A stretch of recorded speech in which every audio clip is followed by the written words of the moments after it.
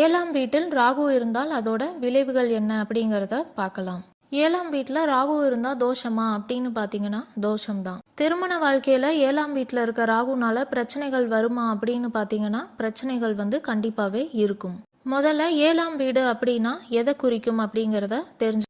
ஏழாம் வீடு உங்களுடைய திருமணம், பிஸ்னஸ் பார்ட்னர்ஷிப், உங்களுக்கு கோர்ட்டு கேஸ் சம்மந்தப்பட்ட பிரச்சனைகள் எதுவும் இருக்குது அப்படின்னா அதையும் ஏழாம் வீட்டில் பார்க்க முடியும். அது போக சந்தை சார்ந்த தொழில் எதுவும் பண்ணுறீங்க அப்படின்னா அதுவும் ஏழாம் வீட்டில் பார்க்க முடியும். அடுத்து ராகு அப்படின்னா என்ன அப்படிங்கிறதையும் தெரிஞ்சுக்கலாம். ராகு ஒரு நிழல் கிரகம். ராகுவுக்கு தலை மட்டும்தான் இருக்கு. ராகுவுக்கு உடம்பு இல்லாதனால பாத்தீங்கன்னா இதயம் இருக்காது. அதனால எதனாலுமே மூளையிலிருந்து மட்டும்தான் யோசிக்கும். ராகுவிற்கு ஆசைகள் அதிகம். ராகு இப்போ உங்க ஜாதகத்துல ஏழாம் வீட்டுல இருக்கிறனால ஏழாம் வீடு சம்பந்தப்பட்ட ஆசைகள் உங்களுக்கு அதிகமாவே இருக்கும். ராகு சுயநலமா இருக்கும், தந்திரசாலியா யோசிக்கும், கோபம் அதிகமா வரும், நேர்மையான வழியில போகாது.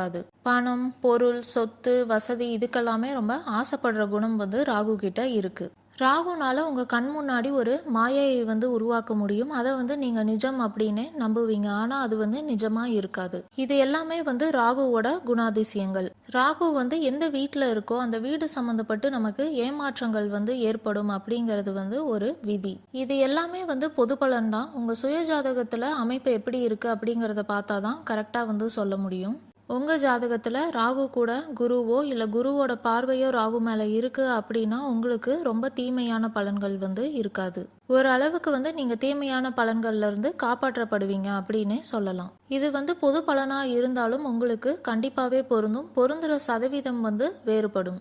இந்த வீடியோவோட நோக்கம் என்ன அப்படின்னா விளைவுகள் என்ன அப்படிங்கறதெல்லாம் நீங்க தெரிஞ்சுக்கிட்டு நீங்க உங்களை காப்பாத்திக்கணும் அப்படிங்கிறது தான் நோக்கம். இப்போ நம்ம பலன்கள் என்ன அப்படிங்கறத பார்க்கலாம். ஏழாம் வீட்டுல ராகு இருக்கு அப்படின்னா நீங்க திருமணம் பண்றீங்க அப்படின்னா உங்க திருமணம் ஒரு நார்மலான திருமணமா இருக்காது. உங்க திருமணத்துல இல்லைன்னா உங்க வாழ்க்கை துணையிடம் ஏதாவது வித்தியாசமானது இருக்கும். நீங்களும் உங்க வாழ்க்கை துணையும் வெவ்வேறு கலாச்சாரம், மதம் சார்ந்தவங்களா இருக்கிறதுக்கான வாய்ப்பு அதிகமாவே இருக்கு. வெளிநாடு சார்ந்தவங்களா, வெளி மாநிலம் சார்ந்தவங்களா, வேற மொழி சார்ந்தவங்களா இருக்கிறதுக்கான வாய்ப்பும் அதிகமாவே இருக்கு. லாங் டிஸ்டன்ஸ் ரிலேஷன்ஷிப்ல நீங்க இருக்கிறதுக்கான வாய்ப்பும் அதிகமாவே இருக்கு. தொழில் சார்ந்த விஷயத்துல பார்த்தீங்கன்னா நீங்க ரொம்ப புத்திசாலியாகவும் தந்திரசாலியாகவும் இருக்கிறதுக்கான வாய்ப்பு அதிகம். ஒரு சின்ன பொருளை வச்சு நீங்க வியாபாரம் பண்ணனாலுமே அதை மக்களிடத்துல எப்படி பெருசா காட்ட முடியும், அதோட சேல்ஸை எப்படி அதிகரிக்க முடியும் அப்படிங்கறது எல்லாமே உங்களுக்கு இயற்கையாகவே தெரியும். எல்லா விஷயமுமே சீக்கிரமா நடக்கணும் அப்படிங்கிற எதிர்பார்ப்பு உங்களுக்கு இருக்கும். ஏழாம் வீட்டுல ராகு இருக்கு அப்படின்னா நீங்க உங்க வாழ்க்கையில கோர்ட் கேஸ் அப்படின்னு போற மாதிரி இருக்கும். இந்த அமைப்புனால பார்த்தீங்கன்னா நீங்கள் ஜட்ஜ் இல்லைன்னா லாயராக இருக்கீங்க அப்படின்னா அது உங்களுக்கு ரொம்பவுமே நல்லது. ஏன்னா நீங்கள் நீதிமன்றம் போயிட்டு வர மாதிரி தான் இருக்கும். நீங்கள் லாயராக இருக்கீங்க அப்படின்னா அந்த ப்ரொஃபஷனில் நீங்கள் ரொம்ப ஒரு ஃபேமஸான நபராக இருக்கிறதுக்கான வாய்ப்பு அதிகமாகவே இருக்குது. அப்படி இல்லாட்டியுமே நீங்கள் பிஸ்னஸ் சம்மந்தப்பட்டோ இல்லை உங்கள் திருமண வாழ்க்கை சம்மந்தப்பட்டோ நீங்கள் கோர்ட்டு போகிற மாதிரியான சூழ்நிலைகள் ஏற்படலாம். ஏழாம் வீட்டில் ராகு இருக்குது அப்படின்னா உங்களுக்கு ஒரு திருமணத்திற்கு முன்னாடி நிறையா காதல் தோல்விகள் இருக்கிறதுக்கான வாய்ப்புகள் இருக்குது. உங்கள் திருமண வாழ்க்கையில் ரெண்டுல ஒரு விஷயம் நடக்கிறதுக்கான வாய்ப்புகள் அதிகமாகவே இருக்குது. அந்த 2 விஷயங்கள் என்ன அப்படிங்கிறத நம்ம இப்போ பார்க்கலாம். முதல் இது என்ன அப்படின்னு பார்த்தீங்கன்னா உங்களுக்கு உங்கள் திருமணத்தில் உங்கள் வாழ்க்கை துணையிடம் நிறையா எதிர்பார்ப்புகள் இருக்கும். அந்த எதிர்பார்ப்புகளை அவங்களால பூர்த்தி செய்ய முடியாமல் போகிறதுக்கான வாய்ப்புகள் இருக்குது. அப்படியே உங்கள் வாழ்க்கை துணை எல்லாத்தையும் பூர்த்தி செய்தாலும் உங்களோட எதிர்பார்ப்பு அதுக்கப்புறம் வேற ஒரு நபரை சார்ந்து போகிறதுக்கான வாய்ப்பு இருக்குது. அந்த திருமணம் உங்களுக்கு சலித்து போகிறதுக்கான வாய்ப்பு அதிகமாகவே இருக்குது. அதனால நீங்கள் வேறு ஒரு திருமணம் பண்ணணும் அப்படிங்கிற எண்ணம் வரலாம். இரண்டாவது என்ன அப்படின்னு பார்த்தீங்கன்னா இந்த அமைப்பு இருக்குது அப்படின்னா நீங்கள் திருமணம் பண்ணுறப்போ எல்லாமே பார்த்து தான் பண்ணுவீங்க. உங்கள் வாழ்க்கை துணை ரொம்ப நல்லவங்களா, அழகானவங்களா, அவங்கக்கிட்ட இருக்கிற நல்ல குணங்கள் எல்லாமே பார்த்து தான் பண்ணுவீங்க. ஆனால் திருமணத்திற்கு பிறகுதான் அவங்களுடைய உண்மையான குணங்கள் என்ன அப்படிங்கிறது உங்களுக்கு தெரிய வரும். அவங்க ரொம்ப தந்திரசாலியாக இருக்கலாம், உங்ககிட்ட இருக்கிற பொருள், வசதி, வாய்ப்புக்காக ஆசைப்பட்டு உங்களை கல்யாணம் பண்ணவங்களா இருக்கலாம். உங்ககிட்ட இருந்து அவங்களுக்கு நிறைய எதிர்பார்ப்புகள் இருக்குமே தவிர நீங்கள் நினைக்கிறது எதையுமே அவங்க பண்ண மாட்டாங்க. இதனால இந்த திருமணம் உங்களுக்கு பிடிக்காம வேற ஒரு திருமணம் பண்ணலாம் அப்படிங்கிற எண்ணம் வர்றதுக்கான வாய்ப்பு அதிகமாக இருக்கு. ஏழாம் வீட்டில் ராகு இருக்கிற எல்லாருக்குமே இப்படி நடக்குமா அப்படின்னு பார்த்தீங்கன்னா அது உங்களுடைய சுயஜாதகம் பார்த்தாதான் சொல்ல முடியும்.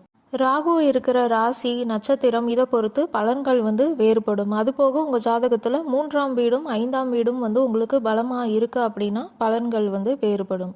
இதிலிருந்து இப்போ நீங்கள் என்ன தெரிஞ்சுக்கலாம் அப்படின்னா, நீங்கள் இப்போ திருமணம் பண்ண போகிறீங்க அப்படின்னா அந்த திருமணம் விஷயத்தில் நீங்கள் ரொம்ப கவனமாக இருக்கணும். முடிவுகளை வந்து ரொம்ப கவனமாக விசாரித்து எடுக்கணும்.